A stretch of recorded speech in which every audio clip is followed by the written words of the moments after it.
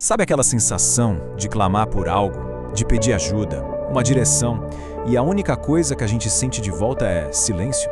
Pois é, hoje a gente vai fundo numa das questões mais, talvez, dolorosas da jornada espiritual. O que fazer quando as orações parecem simplesmente não ter resposta? Essa pergunta, por que o silêncio? Nossa, ela é pesada, né? Ela ecoa na vida de tanta gente. É uma questão que mexe lá no fundo, bem no âmago da fé, e vem carregada de uma angústia que é difícil até de descrever. E a primeira coisa que bate é isso aí, a dor. Uma dor bem real, sabe? A dor de se sentir completamente só, justo quando mais se precisa. É como gritar e o som não voltar. É visceral. E aí, logo depois da dor, vem ela, a dúvida. Ela chega de mansinho, sabe? E começa aquela conversa interna. Será que eu estou fazendo alguma coisa errada? Minha fé não é forte o suficiente? A cabeça fica a mil, procurando uma razão, e o que a gente acha? Quase sempre, só mais pergunta, mais incerteza.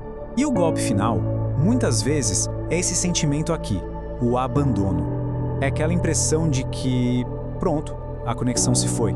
Aquilo que a gente sentia antes foi cortado. Fica um isolamento que é profundo, é pessoal, é pesado.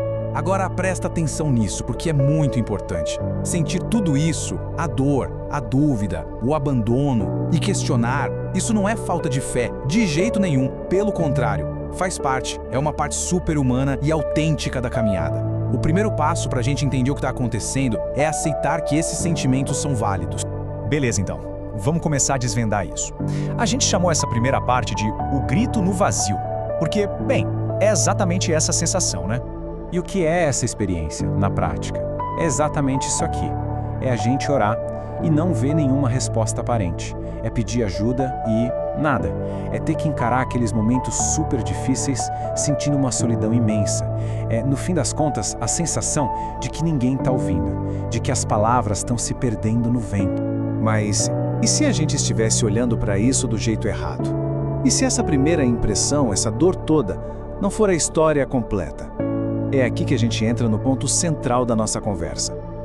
E se o silêncio não for sinônimo de ausência? Olha só que interessante essa virada de chave. De um lado, a gente tem o que o silêncio parece ser. Ausência, abandono, indiferença, tudo aquilo que a gente sente na pele. Mas, e do outro lado, o que ele pode ser? Preparação, proteção, até mesmo crescimento. É uma mudança de perspectiva gigantesca, né? Então, vamos tentar dar um novo nome, um novo significado para isso. O que a gente está chamando de silêncio divino não seria um vazio, mas sim um espaço.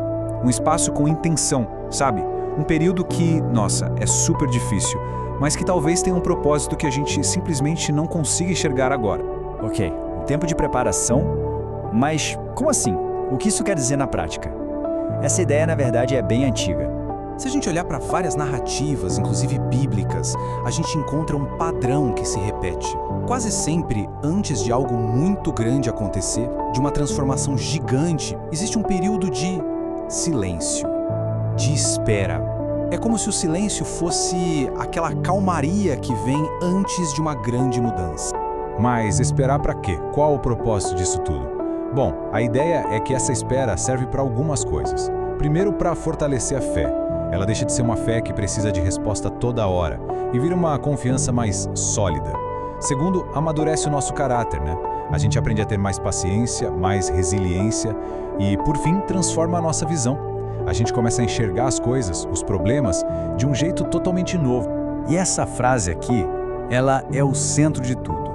A ideia de que a falta de uma resposta que a gente consegue ouvir não quer dizer falta de presença ou de empatia.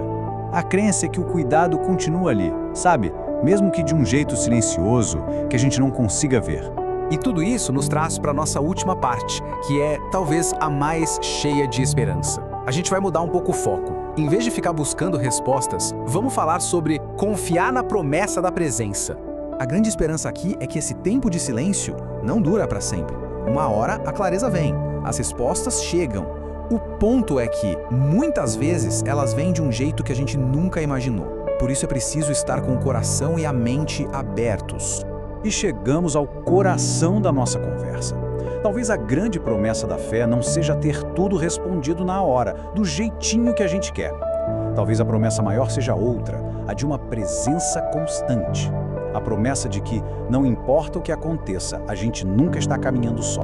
Então, no fim das contas, o silêncio deixa de ser essa prova de fogo, esse teste, e vira outra coisa. Um convite.